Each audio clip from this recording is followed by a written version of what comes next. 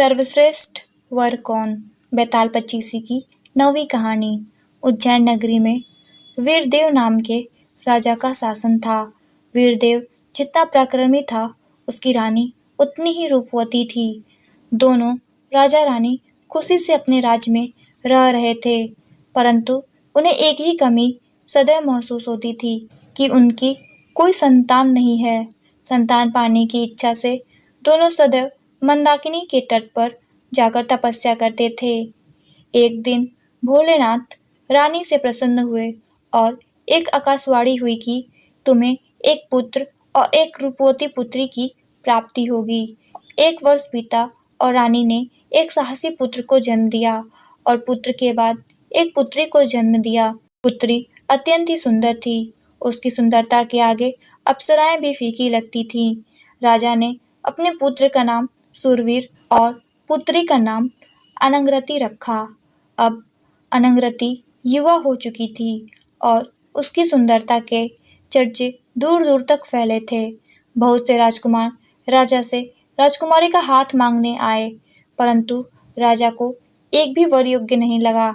अंत में राजा ने राजकुमारी से कहा कि बेटी, तुम्हारे लिए मैंने बहुत से वर देखे, परंतु मुझे एक भी अच्छा नहीं लगा।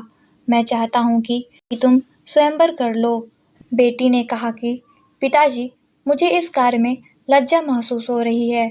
आप मेरे लिए एक ऐसा वर खोजना प्रारंभ करें जो किसी कला में श्रेष्ठ हो। अब राजा ने बेटी के अनुसार एक सर्वश्रेष्ठ कला प्रेमी वर की खोज शुरू कर दी। राजा ने इस बात का ऐलान कर दिया कि उसे किसी कला प्रेमी पुरुष की आवश्यकता है।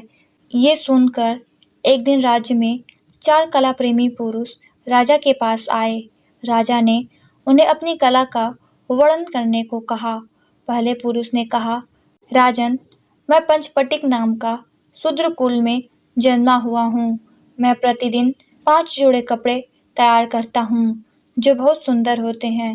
पहला जोड़ा देवी के आगे चढ़ाता हूँ, दूसरा ब्राह्मण को दान करता हूँ, तीसरा मैं स्वयं पहनता हूँ और चौथा जोड़ा बाजार में जाकर बेच आता हूँ, जिससे मेरा जीवन निर्वाह चल सके, और 5वां जोड़ा मैं राजकुमारी को भेंट करूँगा।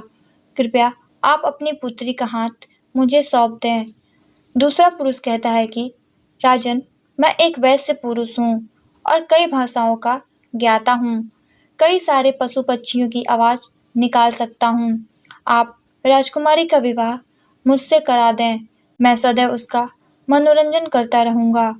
तीसरा कहता है कि राजन, मैं जीवदत्त हूँ और मेरे अंदर मरे हुए जीवों में प्राण डालने की कला है। राजकुमारी का विवाह मुझसे करवा दें, क्योंकि ऐसी कला पूरे संसार में किसी के पास नहीं है। चौथा पुरुष बोला कि राजन, मैं खड़गधर हूँ और क्षत्रिय कुल का हूँ। मैं खड़ग विद्या में कुशल हूँ, इसमें मुझे कोई भी नहीं हरा सकता है। आप राजकुमारी का विवाह मुझसे कर दें, क्योंकि मैं सदैव उसकी रक्षा करूँगा।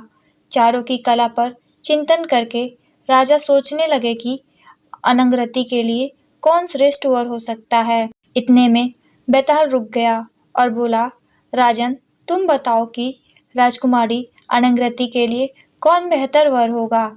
राजन ने उत्तर दिया कि हमेशा 5 जोड़ी कपड़े बनाने वाले से विवाह करके राजकुमारी को क्या फायदा होगा। पशु पक्षियों की आवाज़ निकालने वाले से विवाह करने का कोई लाभ नहीं, क्योंकि इससे कुछ समय का मनोरंजन मिलेगा। जो पुरुष मरे हुए प्राणियों में जान डालना जानता है, उससे शादी करने का भी कोई लाभ नहीं होगा, क्योंकि एक दिन सबको मरना ही है और अमर होकर कोई खुश भी नहीं रह सकता। शेष बचा क्षत्रिय पुरुष, तो वह खड़ग विद्या में कुशल है, जो राजकुमारी की सदैव रक्षा कर सकता है। उसका विवाह राजकुमारी से होना चाहिए। अतः चौथा राजकुमारी अनंगरती के लिए सर्वश्रेष्ठ है। इतने में बेताल फिर से पेड़ पर जाकर लटक गया, तो राजा उसे फिर से पकड़ कर लाए और अगली कहानी सुनाने को कहा। दोस्तों, अगर आप लोगों को यह कहानी अच्छी लगी तो इस वीडियो को लाइक कीजिएगा और बेताल पच्चीसी की अगली कहानी सुनने के लिए इस चैनल को सब्सक्राइब कीजिएगा। धन्यवाद।